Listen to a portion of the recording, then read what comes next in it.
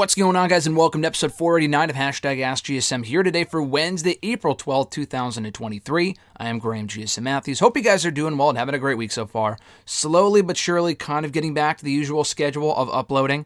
No videos on Monday or Tuesday. Raw Talk review was supposed to be up yesterday. Ran out of time to post it. Again, I'm kind of slowly but surely catching up on things, so just kind of bear with me. But I appreciate your support of the channel and myself and my other content nonetheless. If you want to send in a question to the show, you can do so by tweeting me on the Twitter machine at WrestleRant with the hashtag AskGSM. Find me on Facebook as well, facebook.com/Graham.GSM.Matthews. Drop a comment on the post I usually put up on Tuesday nights, if not in the wall itself. And last but certainly not least, drop your question down below in the comment section on this very video. Let's get right into it. Micah does it. Their first question from YouTube. Cody Rhodes versus Brock Lesnar. Is this the right direction for Cody Rhodes, or should he have to just keep fighting with the Bloodline since they were the ones who cost him the title at WrestleMania? The Cody and Brock feud, I'm kind of two minds of. I wasn't initially sold on it a week ago when we first saw that angle in the post-WrestleMania Raw. I've kind of warmed up to the idea of Cody. Well, first of all, let me just preface what I'm about to say with this. The idea that Cody has to battle adversity before getting the championship and has to stay in chase mode is fucking dumb. I know that was the mantra of Dusty Rhodes' career. It's not the 80s anymore. It's just a different time. You don't have to keep Cody in chase mode for fucking 10 years. He's been in chase mode for 10 years, since he was originally in WWE. So this shit that he just debuted, and I know he just returned, but, he had to battle back from injury. He didn't win the championship on night one. It's been a solid year that he's been back in WWE. He could have very easily, and probably should have, in my opinion, won the championship at WrestleMania. That being said, the story they're going with, which is what it is at this point, is that Cody has to work his way back up. And having him work with Brock, an established guy, probably putting him in the main event of Backlash with Brock, is not the worst idea, provided that Cody Rhodes goes over in the end. I don't expect Cody to win at Backlash. I mean, I would prefer a non-finish or a DQ or a no contest or whatever. I'm thinking they probably have Brock beat Cody, likely even decisively. I hate to say that, but I think it's going to be like a couple-minute squash where they tell the story that Cody kind of rushed back from the loss to Roman Reigns too quickly, and he had his heart on his sleeve, and he got ahead of himself, and he loses to Brock. I wouldn't really want to see that personally. I think having Cody lose back-to-back pay-per-views is not smart. I know they're the two top names. It's not like he's losing to a fucking mid-carder, but still, it's not ideal. I would have them fight to a non-finish and then have Cody Rhodes win in the end, likely either a King and Queen of the Ring or a Money in the Bank in July. I mean, I don't really want Cody to win the championship at SummerSlam, but I'm not really sure what the other options are. I don't think we get Cody and Roman at like fucking Money in the Bank in London. I guess we could. I just feel like SummerSlam's a bigger stage. London, having a show there in the O2 is a bigger stage than Detroit for SummerSlam, but SummerSlam is typically their second biggest show of the year. It's either that or WrestleMania. I'm thinking they're holding off till Mania, but if they're having Cody work with Brock now, who the fuck is he going to work with for the remainder of the year? That's kind of my thing. He's not working his way at the bottom and then working his way back up. He's staying at the top and working with main event guys in Roman and Brock. He's not working with Theory anymore. He's not working with the Mizes of the world. He has to continue working with main event players. Rollins been there, done that.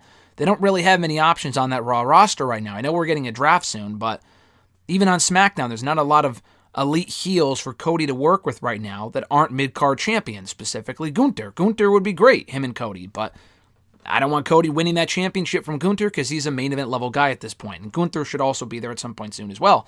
But nonetheless, I don't mind this being the direction for Cody as long as it ends the way that it should, and I'm also kind of skeptical. One of the biggest reasons why I wasn't sold on the storyline a week ago was that Brock, even in beating up Cody Rhodes in the post-WrestleMania Raw, that was the only time we've seen him since WrestleMania. He wasn't on Raw this week.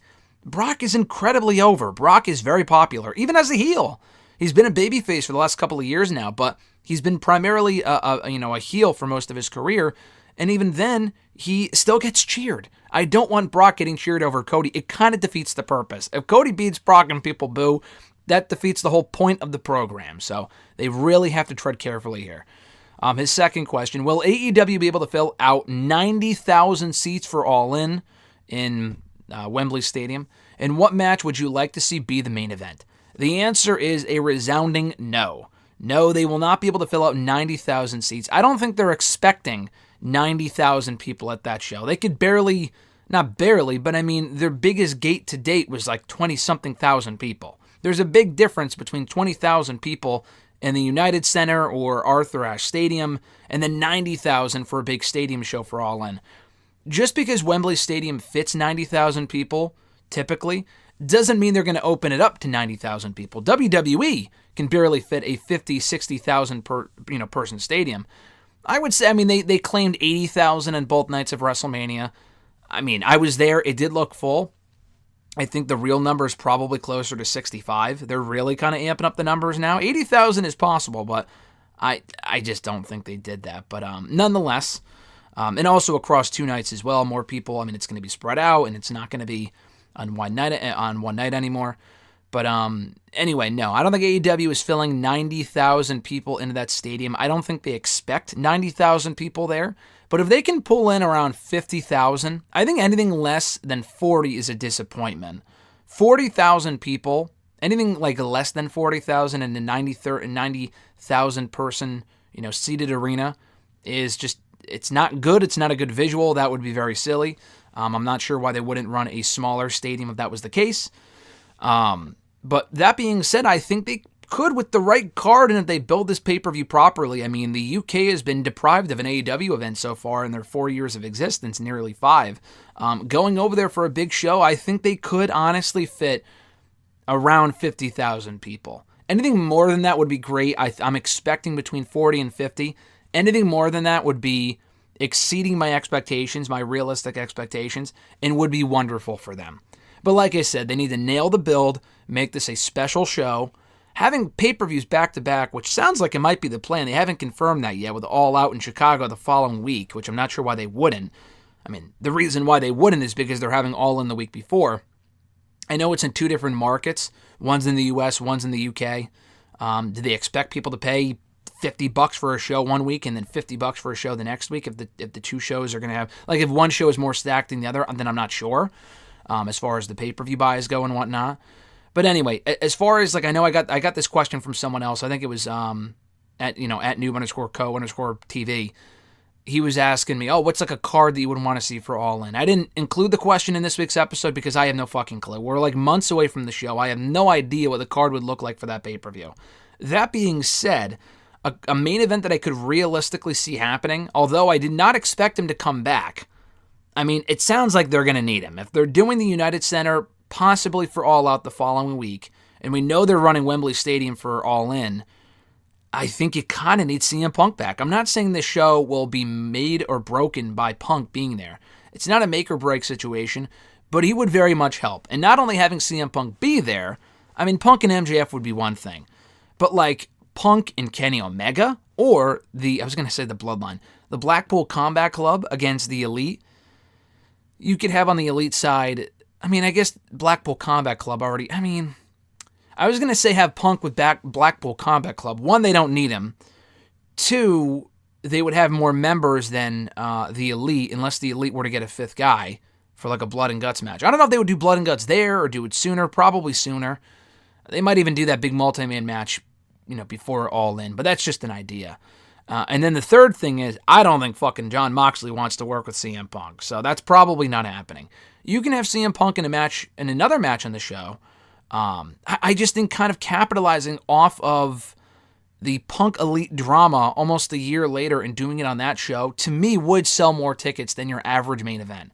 So there's 2 main events that come to mind. The Elite versus Blackpool Combat Club, possibly in Blood and Guts, or Punk versus Omega, or, which I would probably say for All Out, or Punk and FTR versus Omega and the Bucks.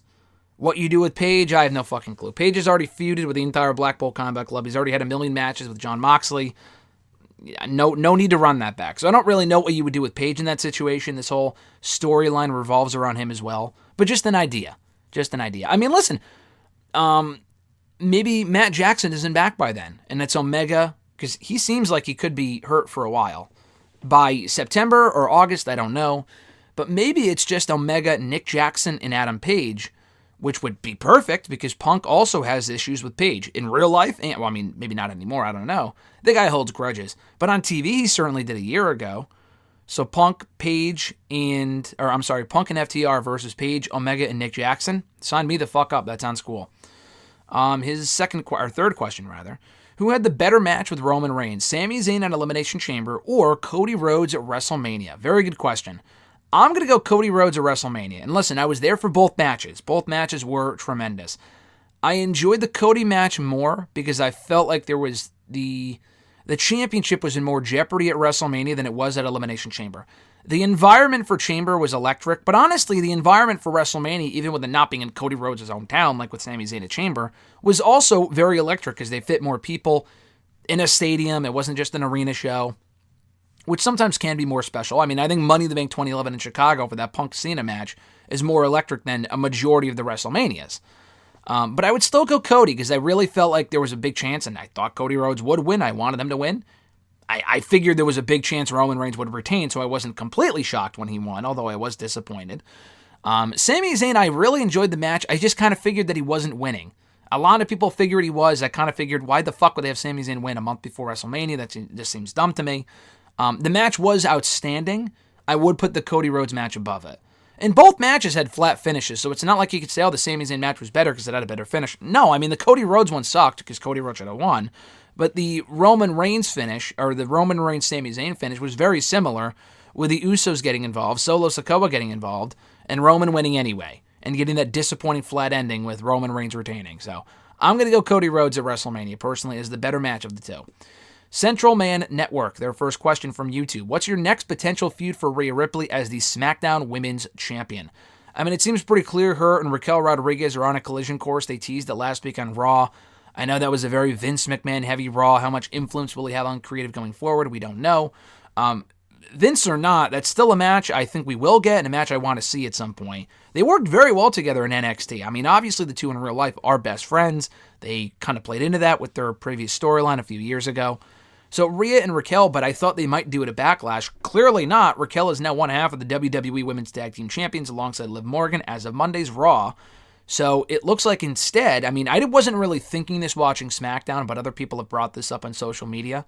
They're very likely going to do Rhea Ripley and Zelina Vega at Backlash. Now, Zelina Vega is far from a threat.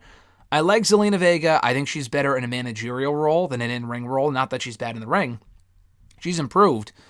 She just has never been a threat to any singles championship, even as the former Queen of the Ring.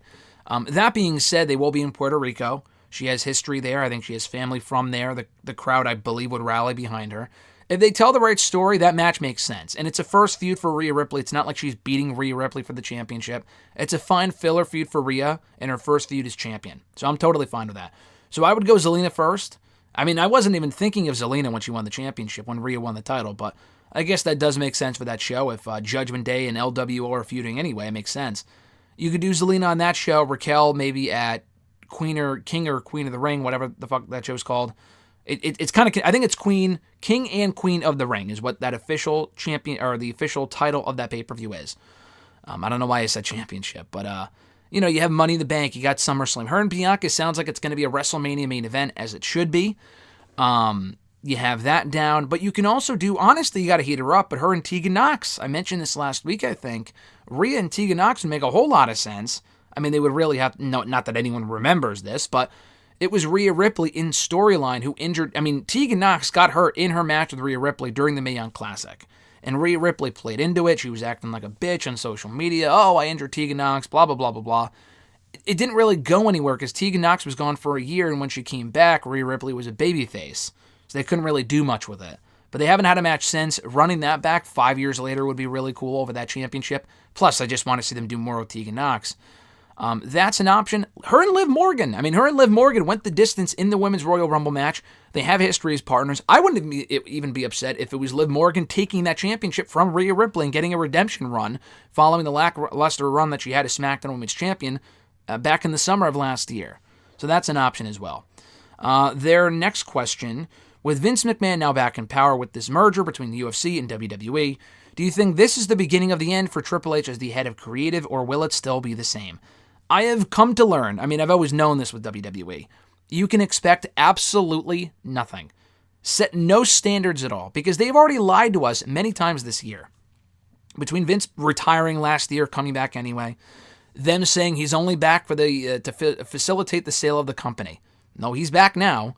He's only back on the board, but he's not the executive chairman. Well, he's the executive chairman. No, but he won't be back in creative. Well, he was on the fucking headset last week. You know what I'm saying? So they've said a lot of things, either to us, to the media, to the superstars, to anyone that will listen, saying, oh, this is what the case actually is. And then it's not. So I don't really believe the bullshit coming out of their mouth at this point, specifically Vince and all that shit that he was saying on that CNBC show last week about, oh, I'm involved in creative at a higher level, but no longer in the weeds, which is ridiculous because he probably will be. I mean, Raw was much better this week. SmackDown was fine last week. I thought it was a very enjoyable show. I'm hoping that he remains hands-off mostly, but you can expect nothing. I could definitely see Vince taking over complete creative control at some point. They don't want to rush into it because that's what they think people expect. If they ease Vince back into that role, I can certainly see that happening. When I say they, I mean Vince himself. I mean, I would not be shocked. Because Vince has the power in that situation. And I don't think Endeavor really gives a fuck if Vince is involved in creative or not. They don't care, and he's there anyway. We care. They may not give a shit. They're not listening to their fans, to the WWE audience, so to speak. So they don't give a shit. Vince will be back in creative, and then we'll all be fucked. So I don't think Triple H is going anywhere, but I do think there's a chance that he could. I know that's a non-answer, but I've just come to expect nothing, and I feel like anything I expect to happen, they do the opposite, or the opposite happens. So we'll see how it plays out. Their next question, thoughts on Bryan Danielson and Blackpool Combat Club's heel turn. I talked about it last week, but I love it. I think it's great. Bryan Danielson obviously works wonderfully as a heel. The guy's terrific. Blackpool Combat Club being heels now really gives them an edge, gives more of a reason for the group being around. Even a couple of months ago, it looked like the group was about to disband. Bryan Danielson had nothing to do with Blackpool Combat Club. John Moxley had nothing to do with Blackpool Combat Club. And Claudio and Yuta were working fucking dark matches. And they're Ring of Honor champions anyway. I mean, Yuta isn't anymore, but they were at one point. So I love it, though. It gives them a new purpose, and it establishes them as the new top heel faction in that company. Thank God over fucking Jericho Appreciation Society, which sucks. I like that a lot, and then it sets the stage for the Elite in BCC, not the other way to say it, that I've commonly referred to it as by accident. But Blackpool Combat Club and the Elite sells itself, and like I said earlier, I assume we get it either at All In, All Out, probably sooner, maybe Double or Nothing, if not on an episode of Dynamite, between Double or Nothing and All In. Billy, also from YouTube, their question was, who do you think will dethrone Gunther for the Intercontinental Championship, and when do you think it'll happen? If Cody Rhodes isn't the guy to end Roman Reigns' dominance, surely it has to be Gunther. You know, I don't think they're going to have Gunther beat Roman Reigns. I feel like whoever beats Roman Reigns, not that Gunther isn't a main event star, because he should and will be, I think. But I feel like whoever beats Roman Reigns, it's got to be like this celebrated babyface moment. And I just don't think you get that with Gunther winning the championship. I think Gunther is amazing. I mean, he has to drop the championship before he faces Roman Reigns. I mean, I guess he doesn't have to, necessarily. They could do a situation where he's Intercontinental Champion going for the world title to merge the belts or hold both or whatever the fuck. You know, a la Warrior and Hogan from 30 years ago. It's definitely possible. I just don't imagine Gunther being that guy. And I've said that before about Sami Zayn. Oh, he won't be that guy. And then he was almost that guy. So you never know what might happen. I just think Gunther works a lot better as a heel. And I don't think a heel should be beating Roman Reigns for that championship. Even if it was in London and the place went nuts. Because then you go from like one heel champion to another heel champion that probably won't be losing anytime soon. So I don't think it should be Gunther. I do think it should be Cody Rhodes. Although it should have been at WrestleMania, whatever. Either at SummerSlam or WrestleMania next year. Who do I think is defeating Gunther for the Intercontinental Championship? I still think it should be Sheamus. I've said this before. I know he didn't win at WrestleMania, but the fact that he beat Imperium on last week's SmackDown, not by pinning Gunther, thankfully, but by winning the match for his team, makes me think that they might be running it back at Backlash. Now, I think it would be very fucking dumb to have Sheamus win it at Backlash and not at WrestleMania, when the moment would have meant more as a WrestleMania moment. But listen, as long as it's Sheamus, then I don't really care. There's a lot of very talented people on SmackDown. They could bring on someone over from Raw to work with Gunther. I really hope they're not separated in the draft, Sheamus and Gunther, because they work so well together. And Sheamus' whole story is that championship has eluded him his entire career. How is he not the one to beat Gunther for that championship? It just makes sense. People want to see it. He's over. He's got momentum. Just let it happen. There is no reason for it to be anyone else but Sheamus. And I hope it is. Nike only, their first question. What do you think of the Trish Stratus heel turn? And do you see Bayley and Becky Lynch versus Trish and Lita having a match at SummerSlam? That's interesting. Maybe. I mean, I didn't see Bayley being the babyface coming out of Damage Control. I thought it would be Io Sky. I mean, I guess it could be Bayley going back babyface, but then you have three at that point. You would have three big baby faces on the babyface side on Raw. I mean, I guess the draft could change that. You have Bianca, Becky, and Bayley. A lot of B's there. You kind of need a top heel in that division. Bayley has no credibility at this point as far as feeling like a threat to any championship. I wouldn't turn Becky. Bianca maybe, but I don't know if they're going to do that anytime soon. But anyway, that sounds like an interesting match. I don't think Lita's going heel with Trish, although she could. It's certainly possible. I figured Trish was the one to attack Lita, which was pretty obvious. And then before we get to Becky and Trish, we get Trish versus Lita first. Very likely a Backlash or in Saudi Arabia for King and Queen of the Ring. I think that makes more sense. And then Becky faces Trish in one of those pay-per-views, and they culminate at SummerSlam. The tag team match is fine, but I mean, it honestly kind of feels like you're just mixing and matching it. Like Lita and Trish go heel, and then Bayley goes face. I mean, I'm not saying it's a bad idea. I would like to see Bayley go back to being a babyface, but it would have to be like, I don't know if she wants to do that anymore. Like the old Bayley, like with the wacky, wavy, inflatable 2-min. I'm not sure if she even wants to go back to that. I feel like she's enjoying her heel run, even though she hasn't been booked properly at all. But anyway, I do think the match could work. I just think it makes more sense just to focus solely on Becky and Trish and leave out everyone else. Their next question: should WWE send Aaliyah back to NXT to let her get more of a gimmick before she returns to the main roster, similar to what they did with Mandy Rose? No, absolutely not. Aaliyah was in NXT for fucking, 6 or 7 years? She was in NXT for a long fucking... She should have never been called up to begin with. Well, listen, I don't want to see anyone get fired. I'm honestly kind of surprised she hasn't been let go already. That being said, if the only two options were either putting her back on the main roster or putting her back in NXT, the answer would be to put her back in NXT because she's just not really that good. She should never be back on the main roster. I mean, I guess unless she improves immensely, but she's just never really been that good. And her skills, if she's not being let go, are more befitting of the developmental territory where she can at least put other people over than on the main roster. So I don't know what the fuck's going on with Aaliyah. Apparently, according to her own Twitter, she's been cleared for a long time now, and they just haven't brought her back, which, listen, is fine by me. I really couldn't give a shit if she's on the main roster or not. But if those are the two options, yeah, send her back to NXT, but instead of bringing her back to the main roster, probably just keep her there because I just don't think she's been in WWE now for almost a decade. It's not a case where, she needs more reps. She's been here for almost 10 years. She's never going to be that good. Just keep her in NXT. Or off TV. Either one is fine with me. No L from Facebook, their first question was, thoughts on the Trish Stratus heel turn? Yeah, I mean, I didn't really mention this before, but I like it a lot. I think we haven't really seen Trish as a heel in close to 20 years. We'll see if she still has it, so to speak. I think she can. It's a refreshing change of pace for her. I like the idea of her working with Becky. We've seen her work with a lot of people in the last 10 years as a babyface, Charlotte specifically, among others. So having her be, a heel this time around, working with a very popular Becky Lynch, makes a lot of sense. So yeah, I like the turn. It was predictable. It played out exactly as we thought it would. And it did, and I'm glad it did, and I'm glad we're getting it. So I'm looking forward to that Becky and Trish match at some point. Hopefully they blow it off at SummerSlam. And their next question, who from NXT should be called up to the main roster? As part of the draft, I mean, I'm not really shocked they didn't call anyone up last week coming out of WrestleMania. As long as they call people up as part of the draft, I'm totally fine with it. But Grayson Waller's got to be on his way up. I haven't watched NXT from this week yet, but he became number one contender to the NXT Championship last night. That's fine. I mean, they're getting one more match out of him before he gets called up. So he'll face Carmelo Hayes. He'll lose to Carmelo Hayes. And then he'll get called up. Grayson Waller. Braun Breaker, probably. I mean, he's continuing his feud with Carmelo. He turned heel last week. I think they're doing Braun and Carmelo at the Lowell show. Because they're going to be in Massachusetts where Carmelo's from. He's already a babyface, but that'll kind of cement his babyface turn. And people will be really behind him on that show and really hate Braun.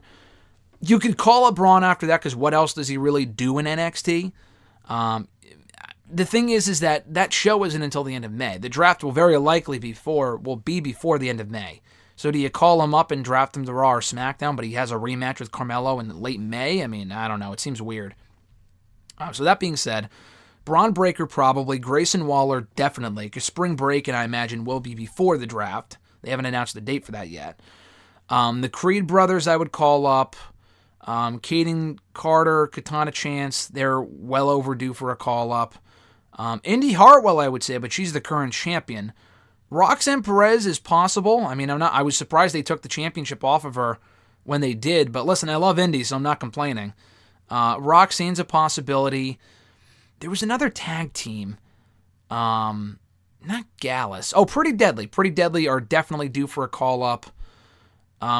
Cameron Grimes is another one. So those are several people right there I think could be called up and will be called up. Zoe Stark being another one. I feel like she could be ready.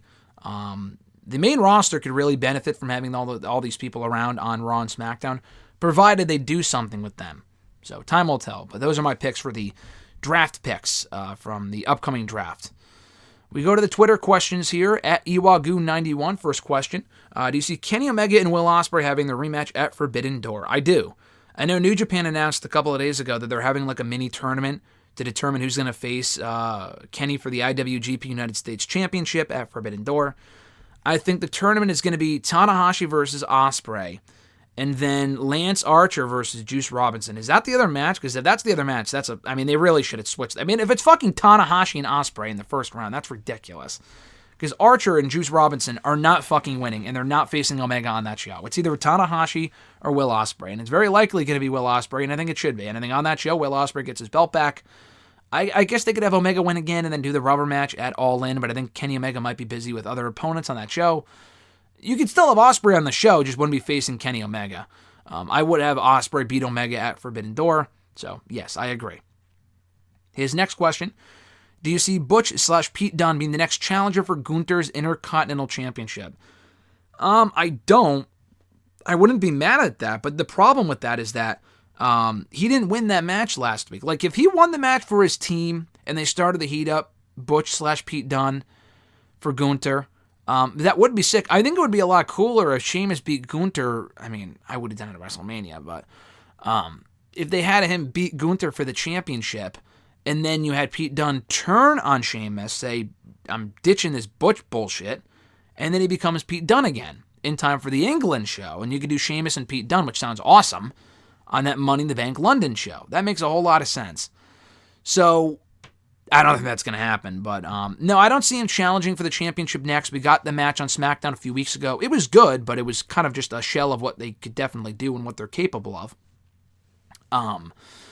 Yeah, I don't know. He didn't win that match on SmackDown last week. Sheamus did for his team. So because Sheamus won, that tells me that he's still in the hunt for the championship, and he'll be more of a focal point over Pete Dunne. At Reborn Again, John Ritland from the Twitter machine and on YouTube, Real Honesty with John Ritland does great work, as I say every week. His first question was, do you think the series of obstacles for Cody will help or hinder his run to the WWE Undisputed Championship? I think it's tough to say right now because it's all a matter of how they handle it and how they book him going forward. I think this whole idea, Cody Rhodes has to overcome all this adversity before winning the championship, he should have just won at fucking WrestleMania. I know you don't like Cody, John, but I think he should have won at WrestleMania. I just feel like to drag it out, you run the risk, as I've said before, of Cody getting hurt again, of someone else getting hotter, or of another storyline just making more sense. And then you miss that Cody moment, and then someone else beats Roman Reigns, and it may not mean as much. Or you run back the Roman Reigns match, which I've said for months now, even before Roman won at WrestleMania. You do the rematch, and Cody wins there, and then it just doesn't mean as much because it's kind of obvious that Cody's going to win. It's even more obvious than it was at WrestleMania, even though he didn't win. So yeah, I feel like it might hinder his run, because if they have Brock get more popular than Cody, because people love Brock, and they might boo Cody. Cody's been very popular. He's maintained his reaction since WrestleMania. It's only been 2 Raws. He's done well so far, but I'm not optimistic they're going to keep it that way. If he gets his ass kicked every week, people might just turn on him because he's a fucking loser. He's booked like a loser, people might treat him like a loser. That's what I'm worried about. I think he will be able to survive it and stay the course and stay popular, but again, they're running a real risk by doing what they're doing, and that's what I'm worried about. His next question, how many tickets do you think AEW will be able to sell for All In? Obviously, you won't do 90,000, stage and obstructed seats and such. I said this before, but probably my guess is between 40 and 50,000. I think 40 in a 90-person arena sounds disappointing, so that's definitely the lower end. I'm just saying 40 as like worst case scenario. If it's anything less than 40, that's terrible. That would definitely be a disappointment. I'm expecting 50. 50 and 60 would be ideal. Between 50 and 60, over 60 would be outstanding. Anything over 50 is great. Anything below 50 is, okay, cool.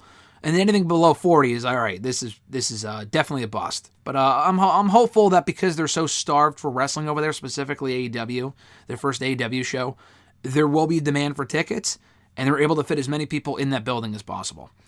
His next question. So the conclusion of the main event of NWA 312, 312, whatever, assuming you've seen it, is that one of the laziest ways for a match to end in many years? So I haven't watched the pay-per-view yet. I just haven't had time. I will watch it because I review all the NWA stuff as well. I know, John, you jumped off a while ago. I don't blame you. The product sucks now. I'm just a creature of habit. I can't stop unless the promotion ends, which it won't, so whatever. But anyway, I haven't watched the show yet. I did see the finish on Twitter. And I know, John, I think you responded to it. That was embarrassing. The Nick Aldis, the Chris Adonis Tyrus finish, he had like the Adonis lock on, the master lock, and he was like squirming. Oh my God, it just looked terrible. I haven't gotten the full context of that finish. I haven't watched it all the way through yet, but it looked fucking awful. Tyrus is, it's not even funny anymore. The guy is terrible. He's terrible. Definitely a lazy pay-per-view finish, and just the guy is lazy in general, and he's just not good. It's lazy on the NWA's part to even put the championship on him. Let's put it that way. Back to Iwagu91. Your thoughts on Samantha Irvin's work as ring announcer? I think she's tremendous. I think Samantha Irvin is really good. People jumping to conclusions and saying, "Oh, she's one of the greatest of all time." She's only been around a fucking year. I mean, let's calm down here. Is she one of the best ring announcers in recent memory? Yes. Do I think she has the potential to be one of the best of all time? Yes, I do. She's got to have that longevity, though. She's only been around for a year or so. I would prefer her work, not to choose people, but especially female ring announcers. WWE hasn't had as many. They've had JoJo, they've had Lillian Garcia, obviously. I think she's the best of all of them. She's better majority of the men as well. I really like Mike Rome. I think Samantha Irvin's better, but I like Mike Rome a lot. I was always a big Justin Roberts fan. If she can stick around and have that longevity the same way Lillian Garcia did, I think she can indeed be one of the greatest of all time. She's awesome. At new_n_code TV, with the WWE draft returning, which superstars will be drafted to Raw and SmackDown this year? You said Bianca to SmackDown, Charlotte to Raw, Judgment Day to SmackDown, LWO to Raw, Roxanne Perez to SmackDown, Cora Jade to Raw.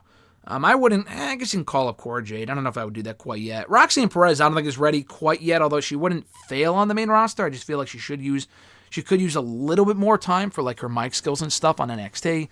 Just at least a couple more months, if not a full-on year. But your picks aren't bad. Charlotte Flair should be on the same show as Bianca, because I think they can work well together. I would put Charlotte. I wouldn't move Bianca. If you move Bianca, you got to move Montez Ford. I could see them breaking up the Profits. Judgment Day's got to go to SmackDown. I wouldn't break up Judgment Day. They're awesome. So keep Rhea, Dominic, Damian, Finn together. So I would move them all to SmackDown together.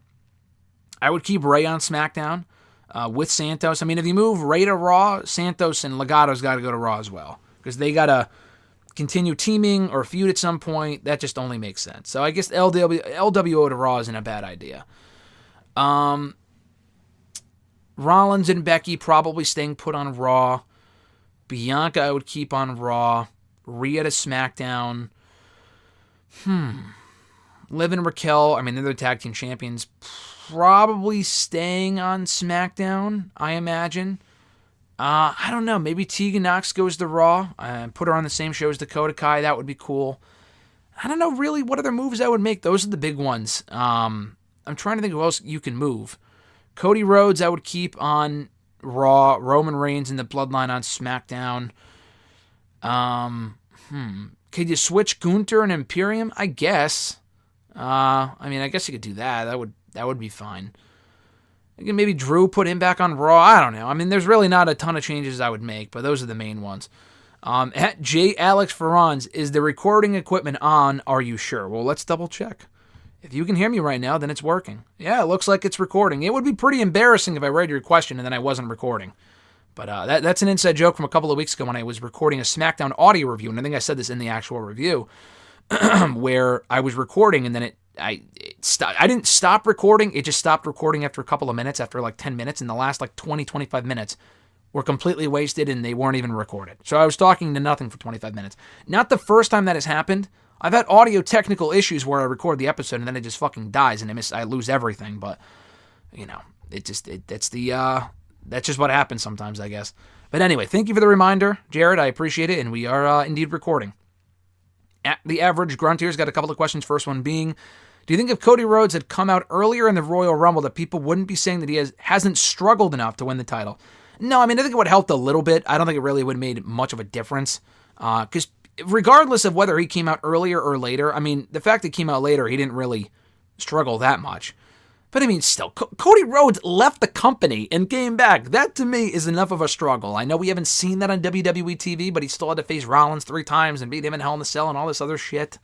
I mean, come on. He definitely had to struggle quite a bit. He should have won at WrestleMania. I'm not going to... My mind on that will not change. When Cody, I assume, ends up beating Roman Reigns, the reaction could even be the same. I doubt it would be louder than it would have been at WrestleMania. Let's just put it that way.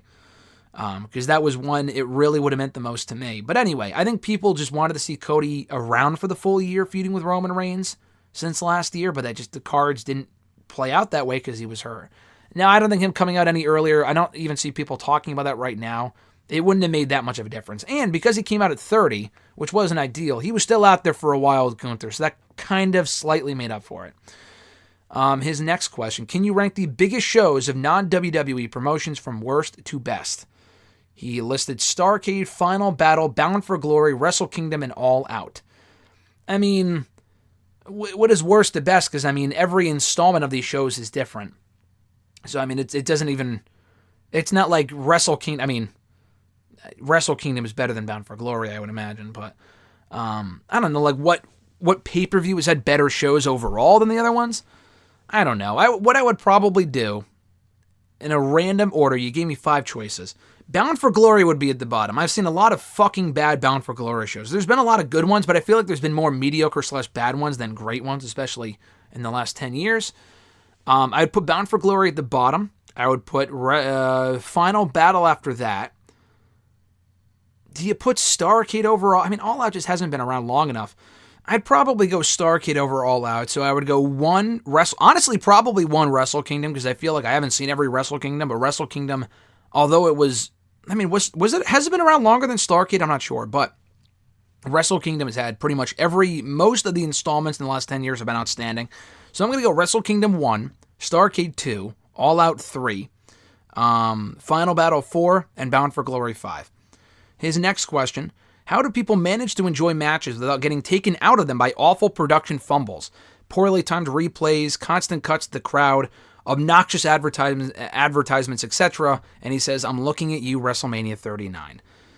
That shit doesn't really bother. I mean, it depends what it is. Like, when Edge came back at the Royal Rumble in 2020, and they missed his first fucking spear to Dolph Ziggler, that was bad.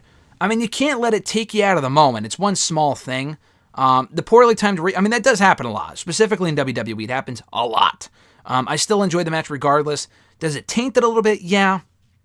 But I try not to let it ruin the match for me. I feel like that's just kind of dumb. I know you didn't like the Cinnamon Toast Crunch bullshit, but listen, I didn't give a fuck about that. I was there. I saw the Cinnamon Toast Crunch branding around the ring. Who gives a shit? The match itself was great.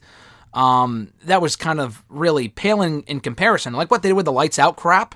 The Lights Out stuff kind of looked cool, but it was still, they shoved it in your face and the Lights Out match, Lights Out, Mountain Dew, blah, blah, blah, blah.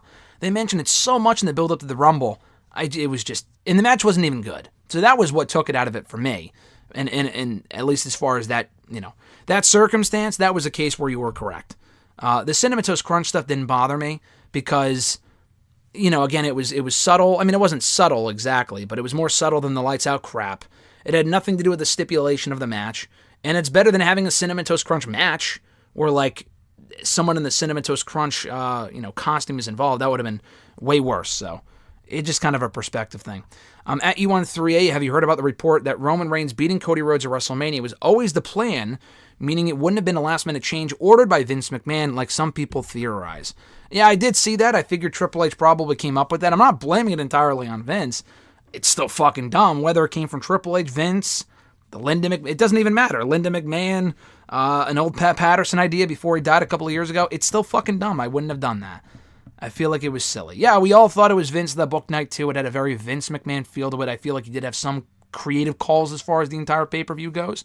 I don't want to blame everything on Vince and then praise everything that Triple H does and say that everything he does is great and give him all the credit for the great stuff. But it was dumb regardless. So they probably had that in. I mean, there was also a report right before WrestleMania that they didn't know what the finish would be until like that day. So honestly, we read these things, but we don't know unless we're Vince McMahon or Triple H, specifically Triple H. I mean, he's the one that makes the calls. They probably didn't know until right before. They were probably still deciding until the day of. Let's be real here. And the last question from Bill Meister 88. There's been a lot of speculation over Drew McIntyre's contract. Have you heard anything official over the contract and creative dispute? And could you see him leaving? Do you think AEW would use him as much or much better? Personally, I don't. No, he feels like a better fit in WWE. Not that he wouldn't be a top star in AEW. I feel like they would push him as such, but they already have a lot of stars as it is. They don't have a brand split. I just don't see that really happening. But I guess it's possible. Yeah, I don't know. I just think it's more likely he stays in WWE. That's my guess. I haven't heard anything concrete. We've just heard speculation as far as what his contract status is and his creative dispute with the company. It's all hearsay at this point. While I don't think he's going to AEW, I do think it would be smart for him to kind of play the two sides against each other, in the sense where he could not threaten to go to AEW, but I think WWE should ultimately pay him whatever he thinks he's worth. I mean, unless that's like $10 million, but Drew seems like a pretty reasonable guy. He did carry the company through the pandemic, former 2-time world champion. I know it's all fucking kayfabe shit, obviously, but from like a worker standpoint, the guy has done all the media. I mean, I've talked to him like 7 times in the last couple of years. He does all the media, all the appearances. He's on the show every week, rarely gets hurt, rarely takes time off. I mean, Drew is a workhorse for this company, the same way that Dean Ambrose was when he was around a couple of years ago. And Dean Ambrose wanted to leave because the creative was just awful to him. His creative by the end was awful. He just wasn't happy there anymore. Maybe Drew's not happy. I mean, again, I saw the report from, it wasn't Mike Johnson, I think it was Wade Keller from PW Torch, saying that he wasn't happy with whatever deal he was making. Likely wanted to make more on his next deal, which I don't know when he signed his last deal, but I mean, if he signed his last deal in 2018, 2019, and he's up for renewal, why wouldn't he sign a bigger deal considering all that he's done for the company since then? That's one thing. The second thing being, if he was upset at his creative, I mean, I can't entirely blame him for that. It's not like he's doing nothing, but he has had a pretty stable direction in the last couple of years. I mean, let's go back to like even before the pandemic. He was doing nothing prior to that point for most of 2019, but in 2020 he becomes WWE champion, their top guy on Raw. He was involved in the World Championship picture for a good year. After that, spent his time trying to get back to the World Championship picture in 2021. Got his rematch with Big E at Crown Jewel, lost. What does he do from there? I mean, at that point, he was kind of directionless. He feuded with Baron Corbin for like 4 or 5 months, which was ridiculous because the feud should not have lasted that long. That was kind of a waste, but at least he had direction. He went from that to, again, building towards a World Championship opportunity, feuding with the Bloodline. I mean, it went well in the sense where it was a great feud and a great match at Clash of the Castle. He lost, but it was a great match. And then what did he do after that? Started doing the Sheamus stuff again and, linked back up with Sheamus and went after the tag titles, then the Intercontinental Championship. He's got a lot of title shots in the last 2 years that he's lost. He's put over a lot of people, but he's also been very protected. He's over. I am curious where he would be right now. If he was on the show, I think he's hurt right now. I'm not sure. He might be back soon. Who knows? I don't know what he would be doing because he failed to win the championship from Gunther. I think him and Gunther one-on-one would be great. Gunther would have to win. He can't be beating Gunther. It should be Sheamus, like I said. I just don't know where he would factor in right now. So, I don't know. I'm not really sure like what he wants out of creative. If it's another world championship run, is he a mark for himself like that? I don't think so. Not 100% sure. We'll see. I think ultimately he will stay in WWE. That's my guess. I feel like that's his place to be. He worked for many years to get back to WWE, and he's here, and he's had the success that he wanted. In AEW, would he be a big star? Sure. We don't know when his contract expires. It could be in a couple of months. It could be at the end of the year. It would be very interesting if it was up before All In, and then he was able to work All In London. That would be fucking massive. Could you imagine like an MJF Drew McIntyre main event? Could you imagine him losing 2 years in a row at a big UK stadium show? That would be terrible for him. But still, that would be pretty cool to see him on that show. It's a very interesting time for his contract to be up. It doesn't sound like it's imminent, although I do think they will work things out, get on the same page. Hopefully, Drew, I think honestly, I don't know anything about their negotiations, but I have to imagine that it's going to be Drew that gets what he wants and getting the money that he thinks that he's owed. Because I feel like he deserves it. For all the work that I've seen him put in front of the camera and behind the camera in the last couple of years, he's worth every penny that he feels that he is owed. And he's not, I don't think, a mark for himself where he would want a Brock Lesnar deal or whatever. So give him that main event money. The guy has earned it. That's going to do it, guys, for episode 489 here today of #AskGSM. Appreciate you guys checking out the show every single week. 489 means that we're inching closer and closer to the big 500. So when that day comes, like I've said before, we'll probably go live as we have in the past for episodes, 100, not 100, but like 200, 300, I think 400. We'll do it again with 500 a little bit later on. I was going to say in the year, but it's like almost 10, 11 weeks away. It'll be sometime this summer, around the 10-year anniversary of #AskGSM, which is fucking crazy. That being said, guys, I appreciate you all. Thank you so much, as always, for checking out the show. If you want to send in a question to the show for me to answer, you can do so by tweeting me on the Twitter machine at WrestleRant with the #AskGSM. Find me on Facebook as well, facebook.com/Graham.Jason.Matthews. Drop a comment on the post I usually put up on Tuesday nights, if not on the wall itself. And last but certainly not least, drop your question down below in the comments section on this very video. I'll include your question in next week's edition. Have an awesome one, guys. I'm Graham G.S. Matthews, and I'll catch your ass down the road.